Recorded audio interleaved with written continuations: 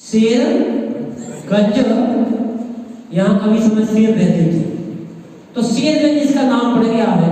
बड़े ही होशियार यहाँ की श्रावक है शेर के समान, और यहाँ से लाइट टेलीकास्ट प्रारंभ हो रहा है। जलेसर बोलो। सकंद नंबर जन समाज जलेसर उत्तर प्रदेश भारत की ओर से आचार्य भगवान के चरणों में श्रीवाद नमोस्तु नमोस्तु नमोस्तु। और जो अभ्यासमान कर बैठ करके YouTube निर्भयवाणी चैनल के माध्यम से इसका आनंद ले रहे हैं, उन समस्त अभ्यासमान की ओर से गुरुदेव के चरणों में श्रीवाद नमोस्तु करते हुए छोड़ रहा हूं इस एपिसोड से, जिसका नाम है आपके सवाल गुरुदेव की जवाब। जुड़े रहे। और आज का पहला प्रश्न लेकर के हमारे बीच में जिन्होंने अपने जीवन को संयम के मार्ग पर बढ़ाया है और घर वालों की एक न मानी, घर वालों की एक न मानी और संयम के धर्म के क्षेत्र में सबकी मानी, ऐसी बाल ब्रह्मचारी मानी दीदी झांसी उत्तर प्रदेश भारत। आए आज का पहला प्रश्न करें मानी दीदी।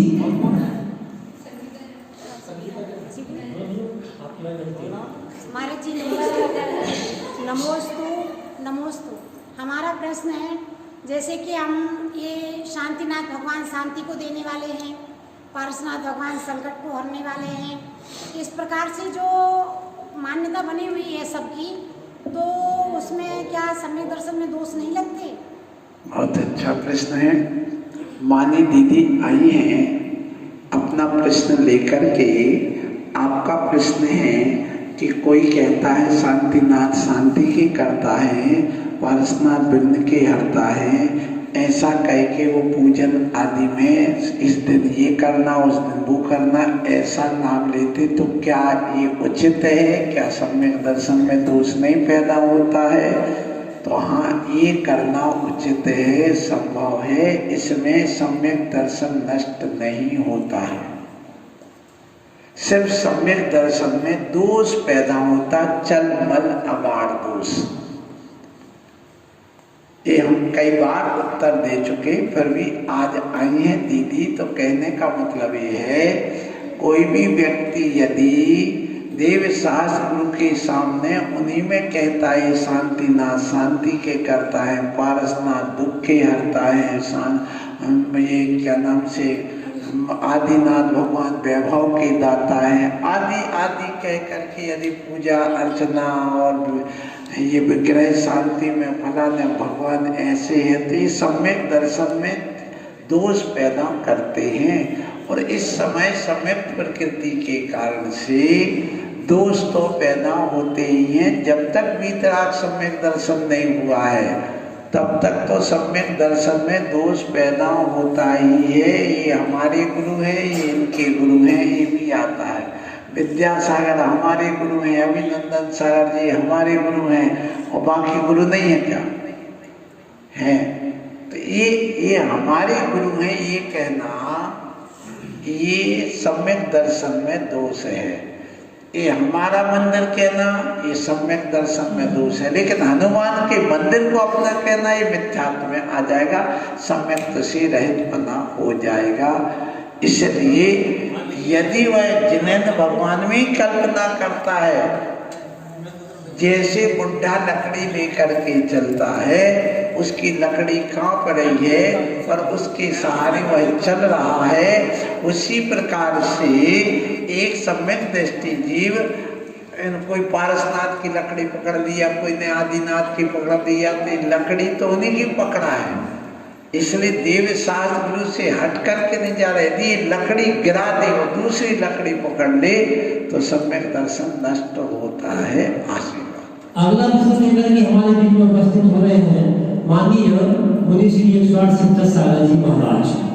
मैं अपनी तरफ से आचार्य भगवान के चरणों में अपना प्रश्न कर रहा हूँ कि महाराज आप वास्तु के बारे में बहुत सारी चीजें बताते हैं। अगर गेट के सामने कोई खंभा आ जाए तो वो बहुत बड़ा दोष कहलाता है, लेकिन मंदिर के सामने जो मानस का खंभा आता है वो दोष क्यों नहीं है? मंदिर के सामने हो चाहे घर के सामने हो, कोई भी खंभा हो तो दोष तो है ही। चबूतरा हो, जुआ हो, मान स्तंभ हो, ये सब दोष पैदा करते हैं। फिर कब मान स्तंभ में दोष क्यों नहीं है? तो मान स्तंभ में यदि बीच में वहाँ भगवान की दृष्टि से दृष्टि आमने सामने मिल रही हो तो उससे दोष नहीं है, उससे दोष समाप्त हो जाता है। यही वजह है कि मान स्तंभ में भगवान की दृष्टि से मिलाकर सामने एक एक प्रतिमा और रख देते हैं, इसलिए वह दोष नहीं माना गया है। आशीर्वाद। अगला प्रश्न लेकर के हमारे बीच में उपस्थित हो रही है नैन्सी जैन, और आगे जिन्होंने भी लिखी है हम जी प्रश्न वो आगे कम से कम जिनकी कुमारी है कुमारी लगी है, सब कुमारी और श्रीमती श्रीमती लगी। तो बोलो बेटा आशीर्वाद। महाराज जी मेरा प्रश्न ये है कि आरती करते समय जो दीपक में जो मच्छर वगैरह गिर जाते हैं वो मर जाते हैं, तो उसमें हमें दोष लगता है? बहुत अच्छा प्रश्न है। इस बिटिया का प्रश्न है कि आरती करते हैं और हम घी वगैरह भर करके आरती करते हैं, दीपक जलाते हैं, तो उसमें मच्छर वगैरह गिर जाते तो क्या दोष है? बिल्कुल बहुत बड़ा दोष है। त्रस्त जीव की हिंसा हुई है। त्रस्त जीव किसे कहते हैं? 2 इंद्रिय, 3 इंद्रिय, 4 इंद्रिय, 5 इंद्रिय जीव को त्रस्त जीव कहते हैं। और गृहस्थ इनका त्यागी होता है, सिर्फ वो उस वह एक इंद्रिय जीव की हिंसा आवश्यक कार्य के लिए कर लेता है। तो मतलब ये होगा कि गृहस्थ यदि दीपक जलाता है तो उसके ऊपर कांच की चिमनी रखे, ऊपर से जालियां रखे, और यदि सामने यहाँ कर रहे हैं और मच्छर बहुत हैं तो दीपक न जलाए, जलाए तो सावधानी रखे। इसलिए इस बात का ध्यान जरूर रखना चाहिए कि उस घी में, उस दीपक में कोई भी उड़ने वाले जीव आकर के ना गिरे। यदि गिरते हैं तो प्रायश्चित लेना चाहिए। आशीर्वाद। अगला प्रश्न लेकर के हमारे बीच में उपस्थित हो रही है संगीता जैन, श्रीमती संगीता जैन है। आए आकर के अपना तुम इधर बैठो। हाँ तो ऑफर क्या बहुत बढ़िया। महाराज की चरण मानव नमस्तु नमस्तु नमस्तु। महाराज जी मेरा प्रश्न ये है, मतलब धर्म कब करना चाहिए? बहुत से लोग कहते हैं कि बच्चे छोटे, अभी उम्र नहीं है त्याग करने की, तो मतलब कब करना चाहिए? बहुत अच्छा प्रश्न है। इनका ये कहना कि हमारे परिवार में, हमारी समाज में, हमारे मोहल्ले पड़ोस में कई लोग कहते हैं अभी धर्म करने की उम्र नहीं है, अभी पहले कर्म कर लो फिर धर्म करना। तो ये कहाँ तक उचित है? सुनो। बालपने में ज्ञान न लयो, तरुण समय तरुणी रत रयो, अर्ध मृतक सम बूढ़ापनो, कैसे रूप लखे आपनो। इच्छा ढाला में जो दौलत राम जी ने कहा है, बालपने में ज्ञान नहीं लियो, अर्थात बालपने से ही धर्म करना चाहिए, बाल अवस्था से ही धर्म करना चाहिए। इसलिए ब्रह्मचर्य आश्रम रखा है।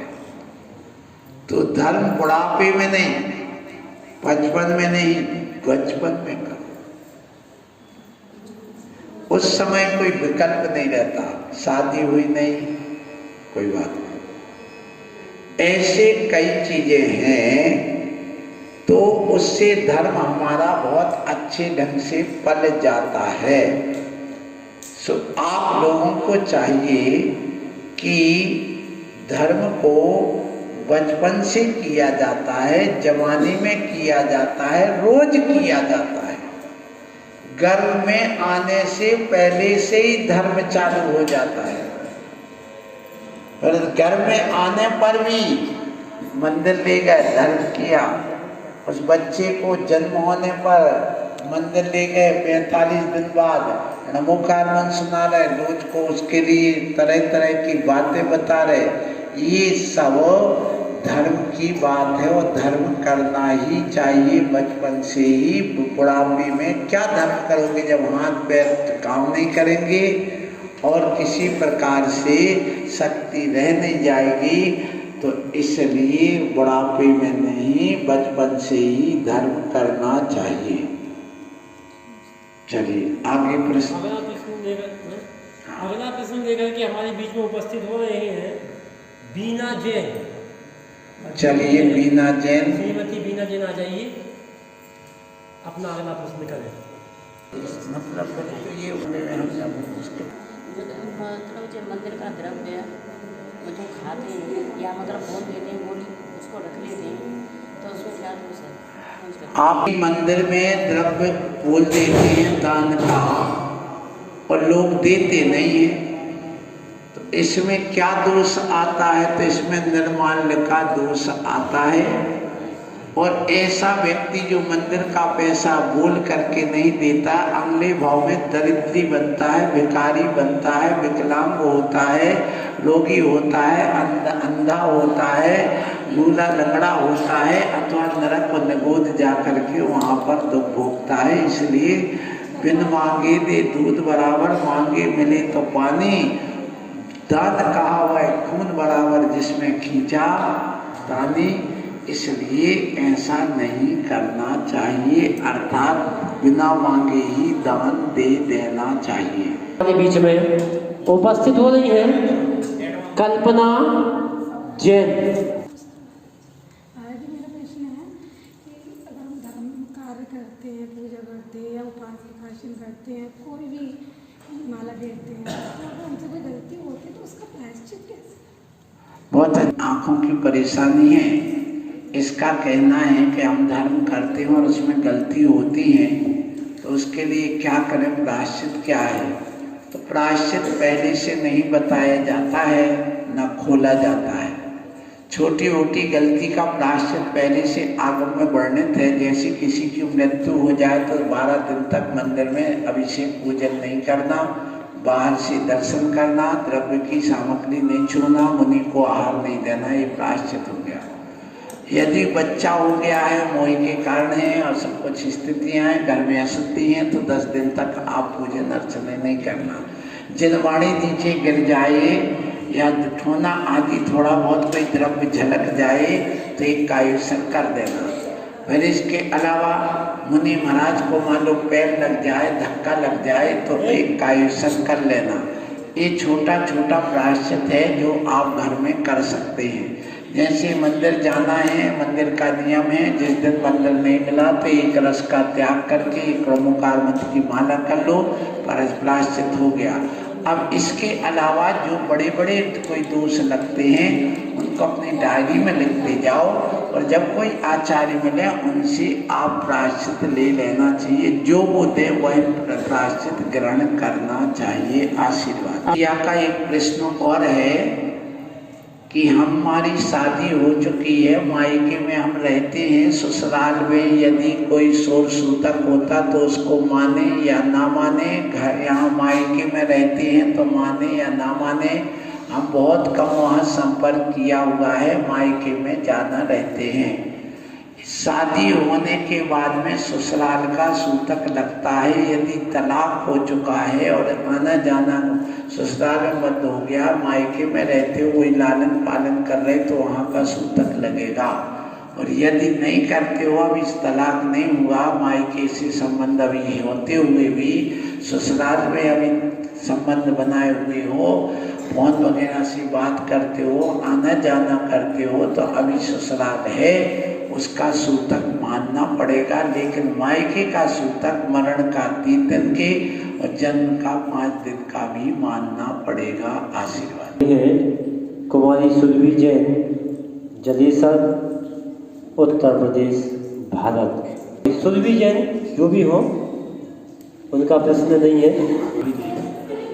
अगला प्रश्न लेकर के हमारे बीच में उपस्थित हो रही हैं श्रीमती ललिता जैन, जलेसर, उत्तर प्रदेश, भारत। महाराज जी, मेरा प्रश्न है कि जैसे कि अपने जैन धर्म के अनुसार अभी नवरात्रे चल रहे हैं, तो जैन धर्म के अनुसार इसका क्या महत्व है? प्रश्न है, अभी नवरात्रि चल रही है, जैन दर्शन में नवरात्रि का महत्व है क्या? जैन धर्म में नवरात्रि का महत्व नहीं है। यद्यपि नवरात्रि में जो देवियों की अर्चना होती है, 9 देवियाँ होती हैं दुर्गा के रूप में, वे देवियाँ हमारे भगवान की यक्षिणी भी हैं। तो हम अरहंत भगवान की पूजा करते हैं, उन्हीं को मानते हैं।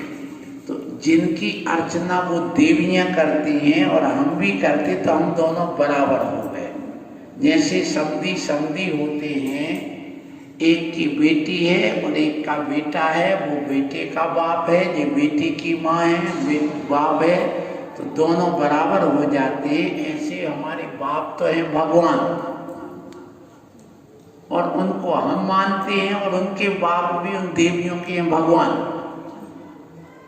तो दोनों एक दूसरे को मानते, तो साधर्मी हो गए। तो जैसे अपन जय जिनेंद्र करते हैं आपस में अपने साधर्मियों को, ऐसे उनके लिए जय जिनेंद्र आदि करना चाहिए और उनके लिए यथायुग भेंट दे सकते हैं। लेकिन पूजा अर्चना करने का जैन दर्शन में भगवान की तरह संविधान नहीं है। आशीर्वाद। हमारे बीच में उपस्थित हो रहे हैं लकी जैन। लकी प्रश्न करें लकी जैन। के चरणों में मेरा त्रिवार नमोस्तु नमोस्तु नमोस्तु। महाराज श्री, मेरा प्रश्न ये है कि आजकल हम देख सकते हैं कि हाँ, एक जैन वो है जो रात में नहीं खाता है, आलू प्याज नहीं खाता है तथा षट आवश्यक कर्म का पालन करता है। लेकिन वहीं दूसरी ओर हम देख सकते हैं एक जैन वो है जो रात में खाने लगा है, आलू प्याज भी खाने लगा है तथा षट आवश्यक कर्म का पालन नहीं करने लगा है। तो महाराज श्री, मेरा प्रश्न ये है कि जो सही राह पे चलने वाला जैन है वो बुरे रास्ते पे चलने वाले जैन को कैसे सही रास्ते पे ला सकता है? अच्छा, शास्त्री पढ़ गया है।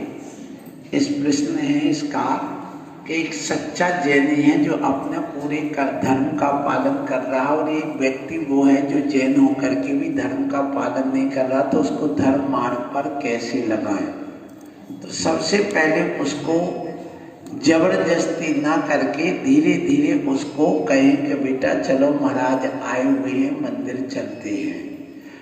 उसको डायरेक्ट मंदिर की बात मत करो, डायरेक्ट पूजन की बात मत करो, डायरेक्ट अभिषेक की बात मत करो, डायरेक्ट रात्रि भोजन त्याग की बात मत करो। यदि करेगा तो उसको घुटन पैदा होगी, उसके लिए लगेगा ये हमारे पीछे पड़ गए, जिंदगी क्यों मिली है मौज मस्ती के लिए, खाने पीने के लिए, और ये तो आपने अलग सोच लेकर के आया है।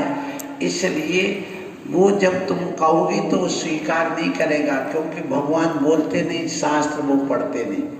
तो गुरु जब बोलते हैं तो शास्त्र का रूप होता है और उनकी सारी परिस्थितियों को समझते हैं गुरु, और जब वो साधना करते हैं बैठते तो काय से वह परमात्मा का रूप होते हैं। इसलिए जो आपको मार्गदर्शन दे सकें, सही सलाह दे सकें, आपके अनुसार उसको उपदेश दे करके सही समर्थन करते हुए उसको दृढ़ कर सकें, ऐसे गुरु के पास ले जाना चाहिए। तो वह व्यक्ति भी धार्मिक बन जाएगा। इस पंचम काल में संगति गुरु की करने से ही वैराग्य, संयम और धर्म का मार्ग प्रशस्त होता है।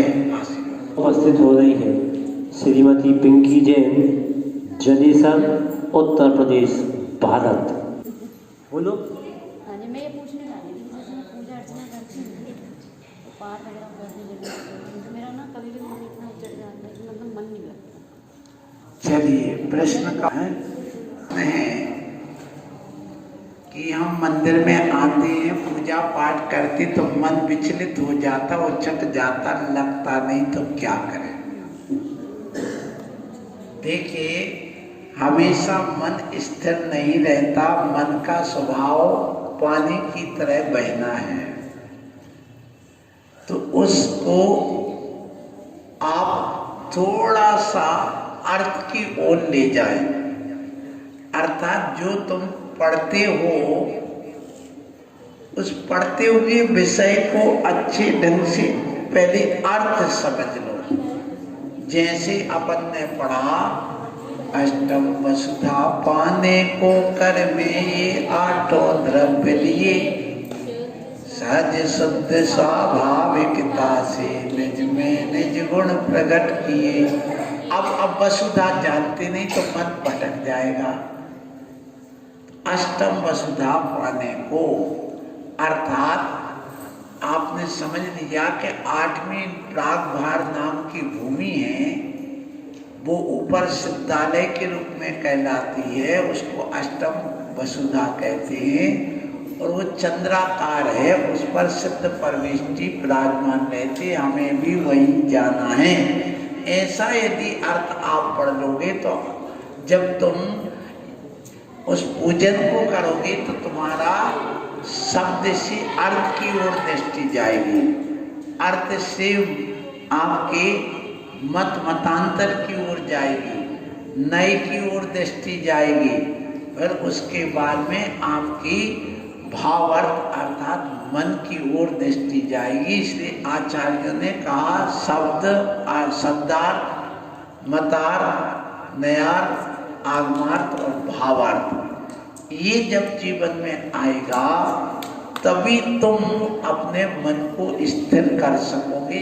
एक तो ये हो गया। दूसरा बताया गया कि मन को स्थिर करने के लिए अपन मौन ले लो पहले, कि हमें किसी से बोलना नहीं है, फिर गहरी श्वास लेकर के मन को रोको और सोचो मैंने क्या पढ़ा, मुझे क्या पढ़ना है, मैं क्यों आई हूँ। ऐसा 1 सेकंड के लिए, 2 सेकंड के लिए, 10 सेकंड के लिए मन को रोक करके फिर पढ़ो तो मन लगेगा।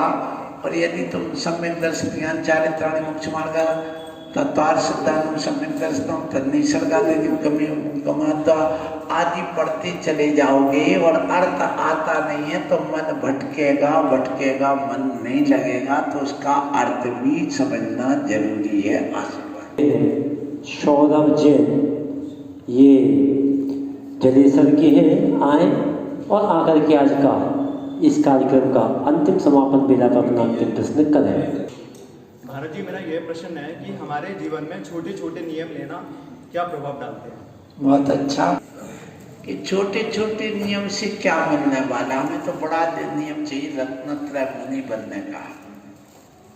ऐसा लोग यदि कहते हैं तो छोटे नियम का प्रभाव पड़ता है। बिल्कुल, पहले तो छोटे छोटे नियम ही लिए जाते हैं। गिरी से गिरती सरिता पहले पतली सी ही चलती है, किंतु अंत में रूप बदलकर सागर में जा ढलती है। अर्थात जब नदी जहाँ स्थान से निकलती है तो पहले समुद्र की तरह नहीं बड़ी होती, पहले वो छोटी सी पतली। अमरकंटक में गए हमने, वहाँ 3 नदियाँ, ज्वेला, सोन और नर्मदा, 3 नदियाँ निकली, बहुत छोटी छोटी। तुम्हारी जितने नल के उस पाइप से पानी निकलता है पतला सा थोड़ा सा, ऐसा थोड़ा थोड़ा उस नरोधी कुंड से पानी निकलता है, लेकिन वो आगे बढ़ते बढ़ते बढ़ते विशाल रूप ले लेती है। एक बात ये है कि नियम हमेशा छोटे छोटे लिए जाते हैं, एक साथ बड़े नहीं लिए जाते हैं। दूसरा आपको और उदाहरण दे दूं कि बच्चा सीधी दौड़ नहीं लगाता, हाथों के बल चलते चलते पांव खड़े हो जाते हैं। छोटे छोटे नियम एक दिन बहुत बड़े,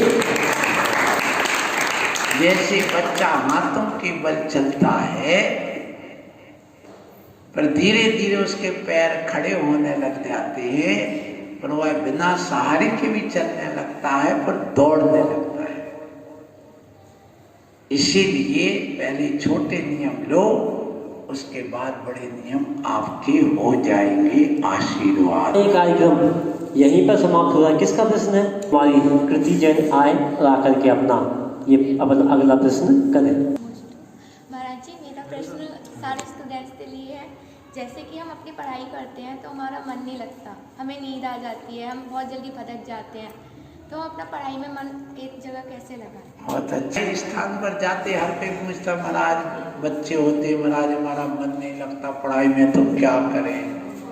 हम हर जगह इसका उत्तर दे रहे हैं, फिर भी अब देना पड़ेगा। तुम आई हो तो देखो, मन को स्थिर करने के लिए पहले संसार के लोगों से संबंध कम करिए। जितने ज्यादा मित्र रखोगे मन उतना ज्यादा भटकेगा, पहली बात। जितने ज्यादा मोबाइल के संपर्क में रहोगे मन उतना विचलित होगा। घर गृहस्थी की जितनी जिम्मेदारी पकड़ोगे उतना ज्यादा मन तुम्हारा पढ़ाई से हटेगा।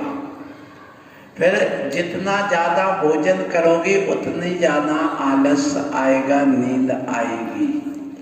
फिर जितना ज्यादा चटपटा तामसिक भोजन करोगे उतनी ज्यादा शरीर में उत्तेजना आएगी, शरीर में मादकता आएगी और मन भटकेगा।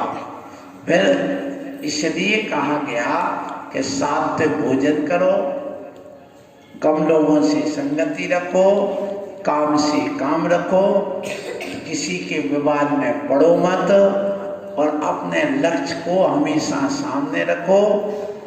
देखो, एक सामने एक चित्र रख लो, बना करके कोटेशन बना के चिपका लो दीवार पर।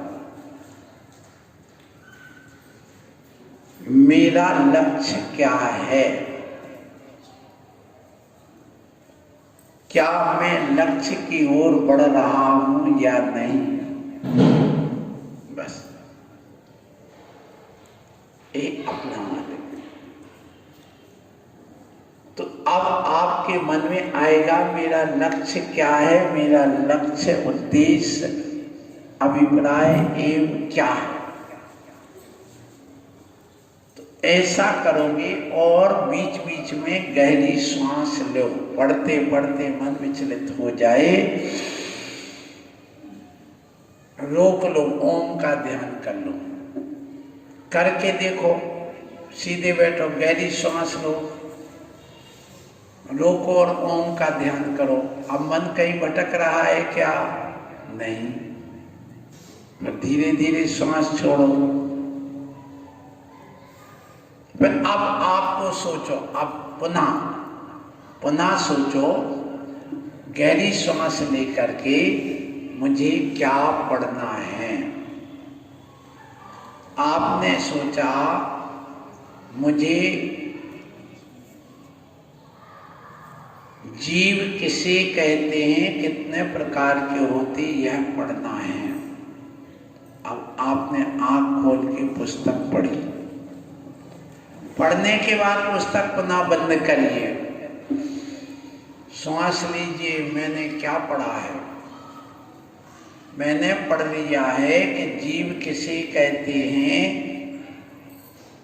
तो जो जानता है, देखता है, सुख दुख का अनुभव करता है, वह जीव है। जीव रूप रस गंध स्पर्श पुद्गल से रहित होता है, इसलिए वह कभी दिखता नहीं है। जीव संवेदन की वस्तु है, देखने की नहीं है हमारे लिए। केवल ज्ञान के बाद ही दिखेगा। जैसी हवा देखने की वस्तु नहीं, मात्र संवेदन करने की वस्तु है। कि देखो गर्मी लग रही है, इसका मतलब यहाँ हवा नहीं। अग्नि में जो ताप है वो दिखता नहीं है, दूध में जो घी है वह दिखता नहीं है। ऐसे आत्मा इस शरीर में है, वह दिखाई नहीं देती। तो श्रद्धान का विषय है। इसलिए आप ऐसे जीव का जब चिंतन करोगे, जीव दो प्रकार के, संसारी और मुक्त। कर्म से सहित जीव को संसारी, ने कर्मों से सहित जीव को संसारी, कर्मों से रहित जीव को मुक्त जीव कहते। ऐसा जब आप विचार करोगे पड़े हुए को, तो आपका मन नहीं भटकेगा, अच्छे से याद हो जाएगा। और शरीर की शक्ति बढ़ाने के लिए आप किशमिश खाओ, हरे फल सब्जियां खाओ और तला हुआ थोड़ा कम खाओ, बाजार का कम खाओ। सात्विक भोजन करोगे तो बुद्धि बढ़ेगी। आशीर्वाद। पहला प्रश्न लेकर के हमारे बीच में उपस्थित होंगे श्रीमान शरद कुमार जी जैन। क्या रहेगा उनका प्रश्न, ये कल के एपिसोड में मिलेंगे। आज का एपिसोड यहीं पर समाप्त हो रहा है। आपने बड़े आनंद के साथ उसको सुना है। हम जहाँ भी रहें, आप अपना प्रश्न मुझे लिख करके दे दीजिएगा, मैं आपका प्रश्न बड़े अच्छे से कर लूँगा, क्योंकि समय का अभाव है। अभी एक प्रश्न और होगा, अभी 4 लोग और अभी आए। पूछ लीजिएगा। नमोस्तु नमोस्तु नमोस्तु।